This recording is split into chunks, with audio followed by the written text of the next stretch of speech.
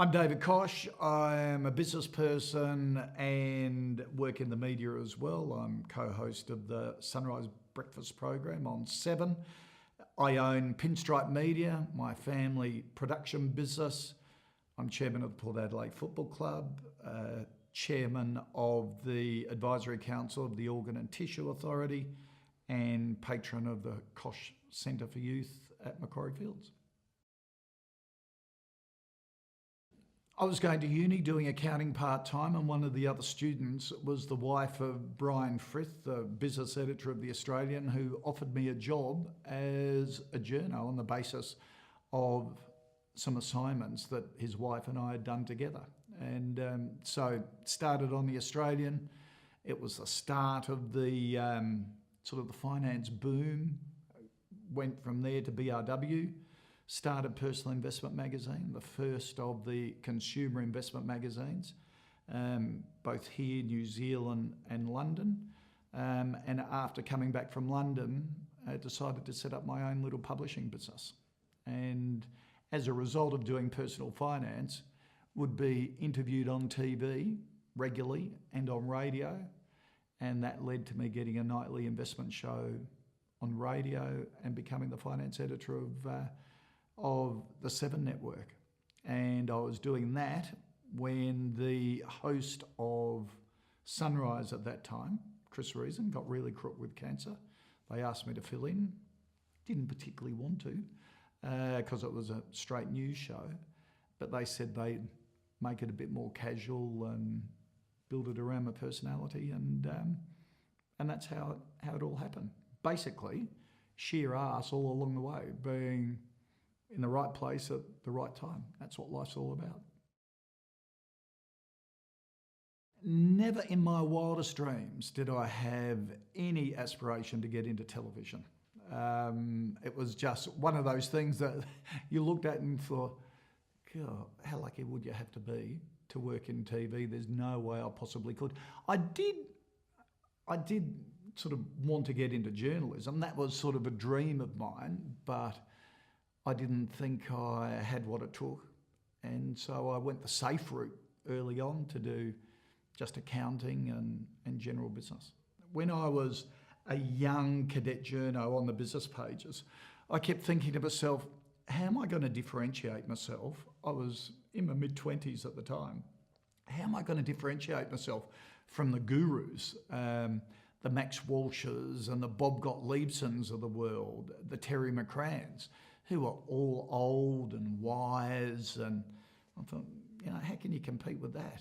And my parents were living in America at the time, and one of the really popular magazines over there was a magazine called Money Magazine, and it was all about personal finance, not about business reporting, but about how people should look after their money. Now today, that information's all over the place. Back then, no one wrote about personal finance. And so I thought, wow, maybe this is a little niche that I could develop in. So I started writing these types of stories for BRW magazine. Circulation would go up as a result, and Bob Gottliebson will say, do some more stories like that. Paul Keating was treasurer.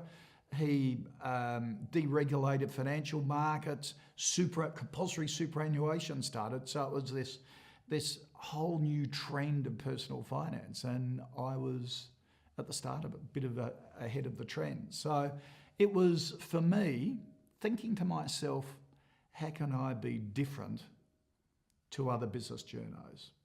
And the difference was that I wanted to write for the spouses and families of chief executives, whereas most business journalists wanted to write for chief executives. And that was a big differentiator. Having enough confidence in yourself to do it, having a really supportive family, and also having an interest in learning more. I've always loved meeting people, talking to people, and understanding what makes them tick. And if there's any sort of common theme across what I've done, it's been about the involvement of people and how I can help, how I can learn from them, how I can be inspired by them. So it's really following a passion. I love doing things for people, and I find people who do things for others really inspiring. And I've met so many of those people in my life. Everyone says, oh, what's it like to meet Matt Damon or Katy Perry or whoever? And it's terrific, and they're very nice people. But the most inspiring people to me are people like Father Chris Riley from Youth Off the Streets, the founding fathers of East Timor, and how they've tried to turn that out, one of our neighbours from one of the poorest countries in the world to something that has people have a decent lifestyle. So that's what turns me on, if you like. Having an idea of the direction that you want to go and understanding your own personal set of values and sticking to those values. So that gives you a bit of guidance. It gives you a bit of a beacon if you have an idea of what you stand for and those values that I talked about before, respecting people, understanding them, being inspired by them. And then it's taking advantage of opportunities when they come along and not being afraid to take advantage of opportunities. My dad, who is my mentor and one of my closest mates, he always brought us up with a great saying, have enough confidence in yourself to give anything a go, but if it doesn't work out, have enough confidence in yourself to go and do something else and do something different. In other words, if an opportunity comes, don't be scared about stretching yourself and taking on the unknown. But if you make a mistake, which we all do, that's life. Don't be scared of mistakes, but rectify them. Don't get caught in a job that you hate because you're scared to move on. Have enough confidence in yourself to then go and do something different. I've always lived by that rule. I've tried to embed it in my children as well. And that's what life's all about. Life's all about sort of giving it a go, but not being afraid if it doesn't work, learning from the experience and going and doing something else. When I was part of a company that was listed on the stock exchange, we were bought out by a bigger company. We became part of it. A big investor came into it, took it in a direction that I didn't agree with, didn't have the same value set that I had. I felt compromised. I felt the David Koch brand was being compromised, so I walked away from it. It then struggled and ended up going to receivership years later. But that was a really tough time because you had to admit that you made a mistake and you had to go and do something else. And there was because of my work in the media, there was a fair bit of profile on it and a fair bit of focus. So you just got to cop that and you've got to move on. Also a period of time when kids were a lot younger, and we had kids when we were really young, deliberately. It's not for everyone, but we made that decision. There's no right or wrong answer, because we wanted to grow up with them. Having young kids and building a business and being in a pretty high pressure job puts a lot of strain on relationships, on a marriage. And there was a time there where I let go of a lot of things because it was just putting too much pressure on our relationship. And that is way more important than any sort of business success.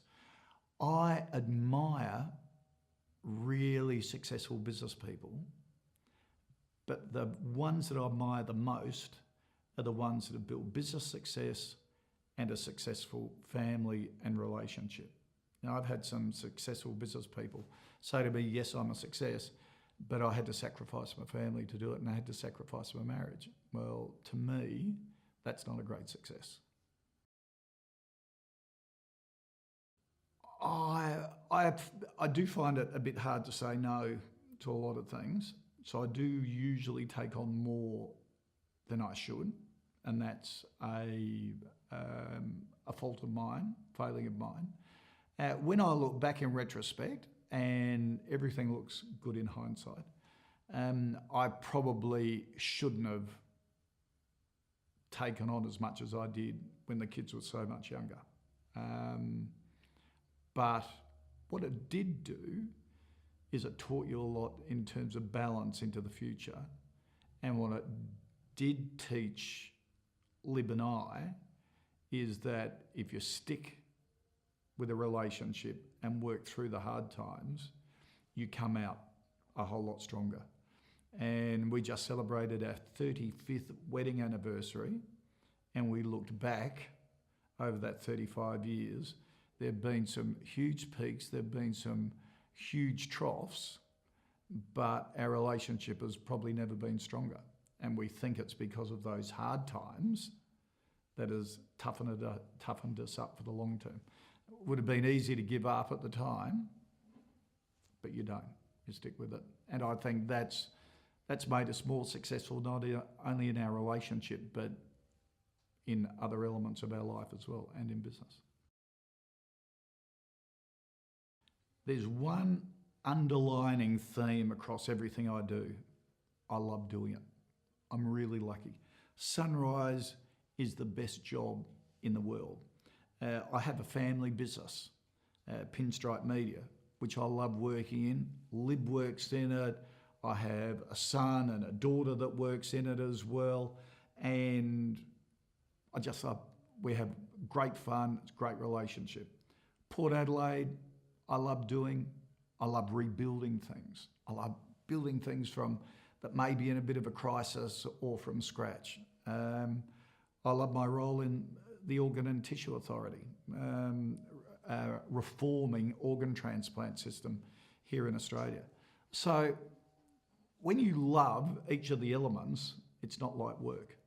To cope with it all, I'm really process driven, and I've got to have schedules, I've got to have routine, and that's how I get through it all.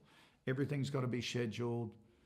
I'll get there, can't change, sort of within reason, but I have a really strictly scheduled day, and that's how I cope with it all. Technology has changed my life, and I've always embraced it. I bought the first Apple Mac, and our family publishing business was the first publishing house in Australia to do full screen page makeup on computer of any publisher in the country. Quark Express, the software we use, actually flew technicians out from the United States for our dinky little sort of family publishing business because we were their first customer in Australia to do it. So I've been a Mac nut all of my life. The first mobile phone I bought was the first, which was like a brick, had a battery that big with a little handset on the top. I had one of those because it gave me flexibility. Technology has helped me do everything I currently and in the past took on. And I saw technology as an amazing saviour for me. It gave me flexibility, it gave me contact, it made me so much more efficient. And even today, it's exactly the same. When a new iPad comes out or a new iPhone, I get it. And I learn it. I use all the different apps. I use the Docs2Go and the project management apps and all that sort of stuff. And it's a huge advantage for me and always has been. Balancing work and life is an issue. But if you, again, have processes and guidelines, you can achieve it. When we were bringing up the kids when they were really young, we decided that Lib would be a homemaker and she would run the house and bring up the kids, and I would work second and third jobs, which being in the media you can do quite easily. But we had a rule. I could work as hard as I liked during the day, during the week, but weekends were for family.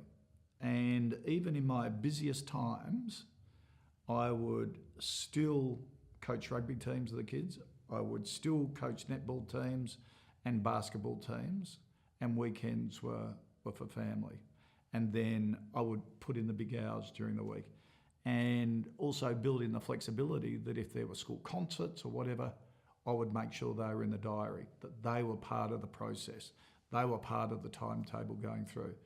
And I think that's really important. There was a time in 1998 where I took 7 months off. I planned it for 2 years, and we packed up the kids and we lived in little villages for an extended period of time in Europe, that they understood different cultures. I think travel is the best educator for kids in terms of bringing them up and giving them a sense of perspective, giving them a sense of self-worth, and giving them a sense of community to help others, to show them how privileged we live here in Australia. So a lot of people say to me, I would love to take 7 months off and go away with the kids. It's the best thing we ever did as a family. But because we planned it for 2 years and we told all our clients and all our customers this was happening, my dad was alive then, so he looked after the business and signed every check. So there was someone I trusted there. I hired people that were better than me to come into the business. And so we worked at it. If you work at it and you have a vision, you can achieve. And you can achieve a terrific work-life balance, but you've got to think about it and you've got to commit to it.